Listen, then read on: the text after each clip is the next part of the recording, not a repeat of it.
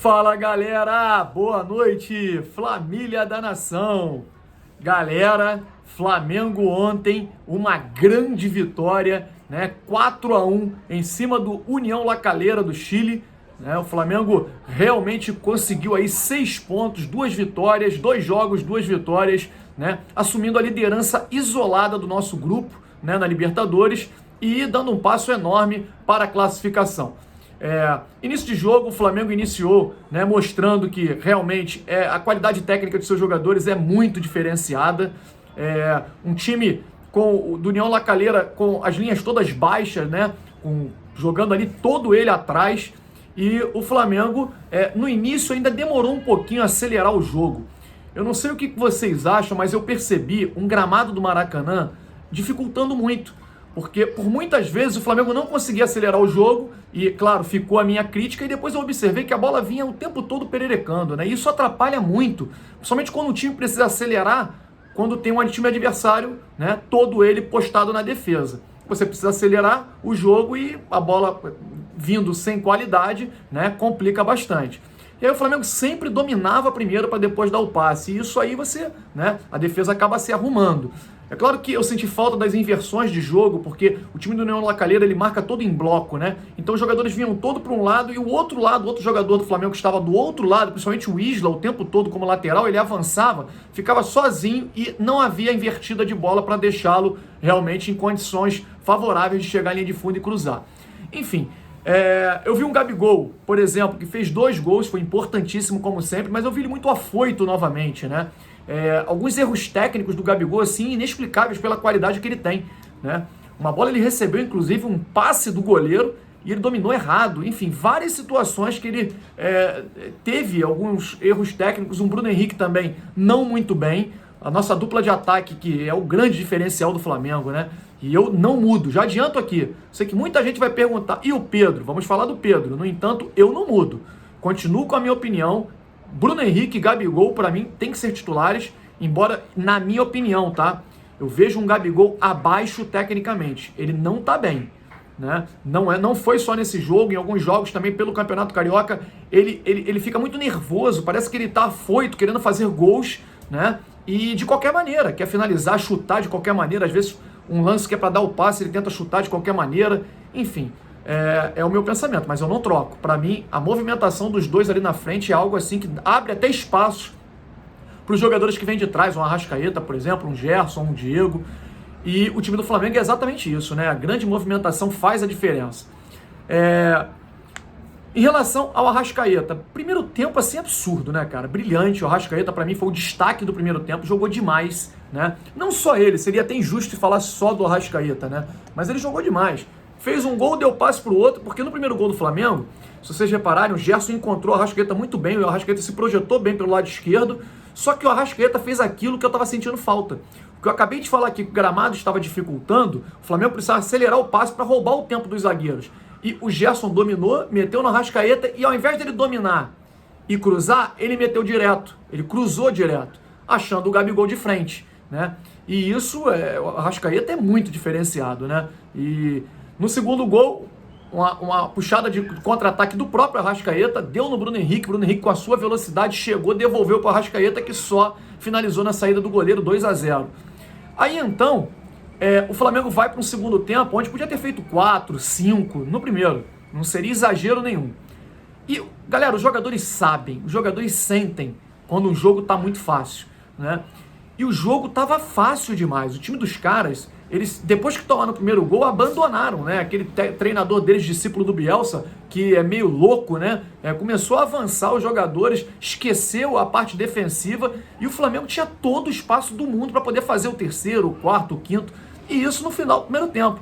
O que aconteceu? Voltaram no intervalo achando que iria sair uma goleada, né? De qualquer maneira. E não é assim. Já vimos que não é assim. Entramos assim contra o Vasco e vimos o que aconteceu, né?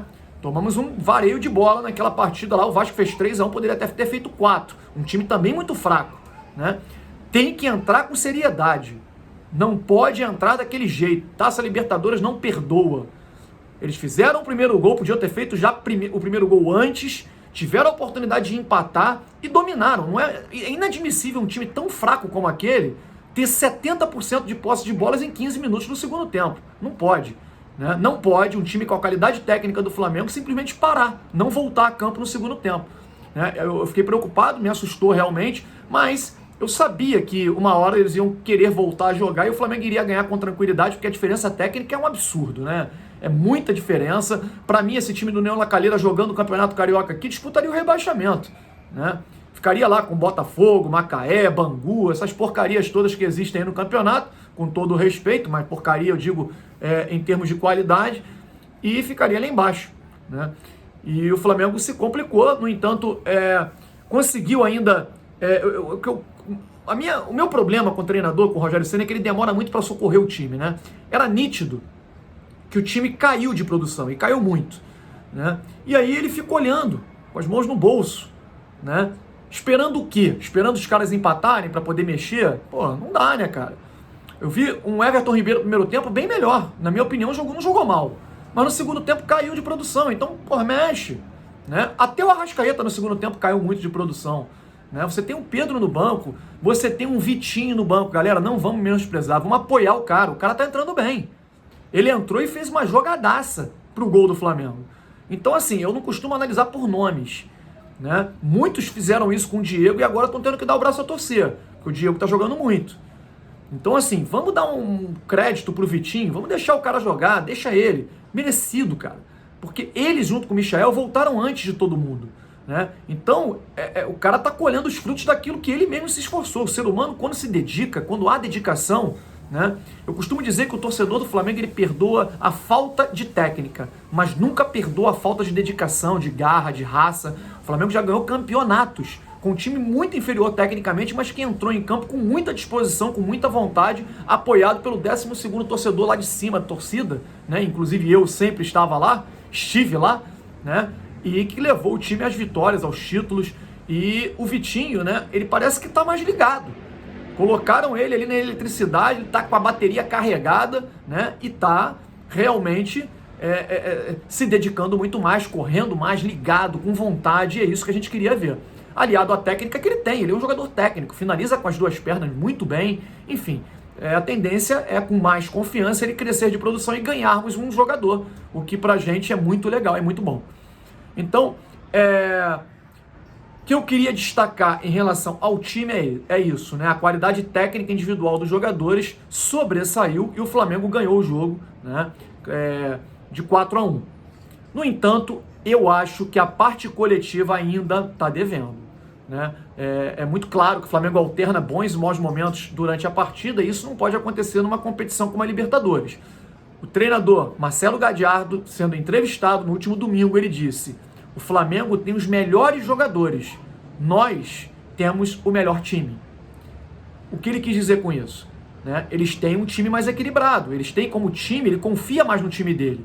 Eu confio mais no Flamengo, mas eu acho que o Flamengo está na hora, né, do treinador encontrar um equilíbrio maior entre as linhas, né, defesa, meio campo e ataque. Não pode o Flamengo ser tão exposto assim a ponto de tomar gol de todos os adversários, de Campeonato Carioca, Libertadores, com um time desse fraquíssimo dentro do Maracanã. Não pode, cara.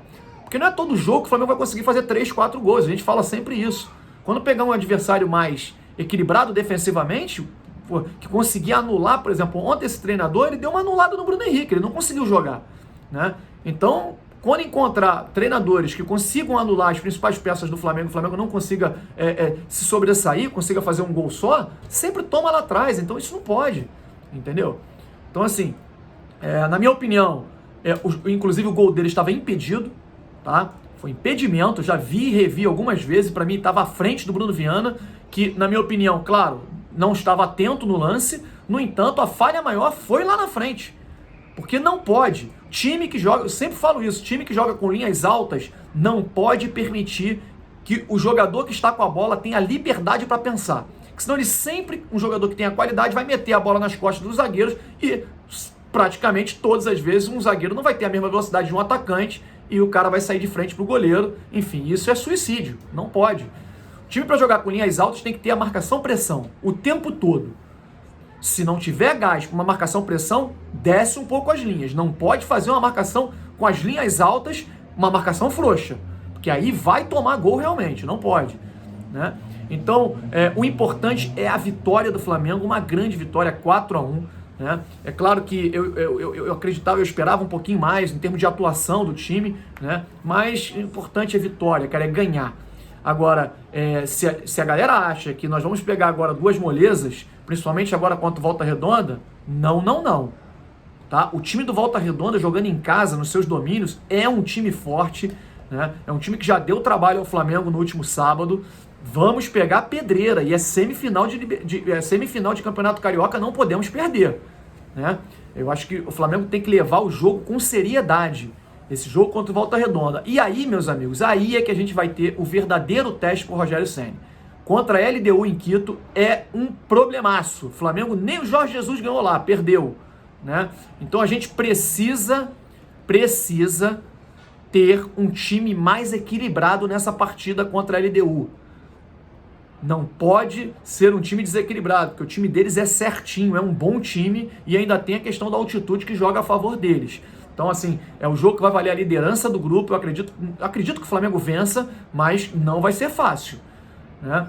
Enfim, feliz, muito contente por essa vitória do Flamengo. Claro que a gente tem sempre que apontar, cara, que os pontos que precisam ser melhorados, né? Não dá aqui pra gente poder dizer que tá tudo muito bom e tal, porque não tá. O Palmeiras foi campeão da Libertadores há 2 meses atrás, campeão da Copa do Brasil mês passado, né? E tava aí criticando o seu treinador, criticando, pressão em cima deles, dos jogadores, pela atuação na primeira partida da Libertadores. O que aconteceu? Ontem o Palmeiras deu um show, entrou com disposição, com vontade. Então, cara, o relaxamento para um jogador que ganha tudo é natural. E cabe a nós, torcedores, não permitir que esse relaxamento, né, faça, né, com que, né, isso se reflita dentro de campo. Porque se refletir dentro de campo, futebol hoje é muito físico, é muito tático.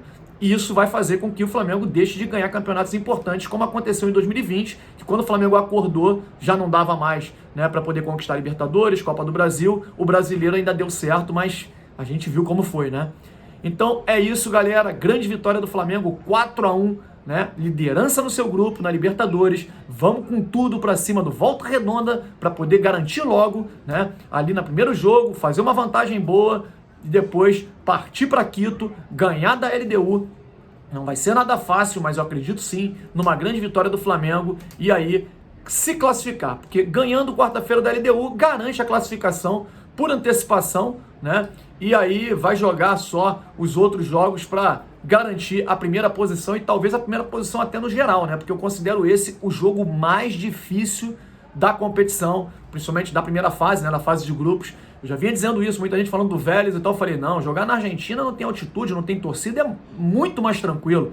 Jogar na altitude é um problema e o time da LDU é melhor do que o do Vélez, né? Então, é isso, galera. Se inscreva aqui no canal, acione o sininho de notificação, deixe o like e digo mais, sexta-feira, 20 horas, a nossa live pré-jogo, né?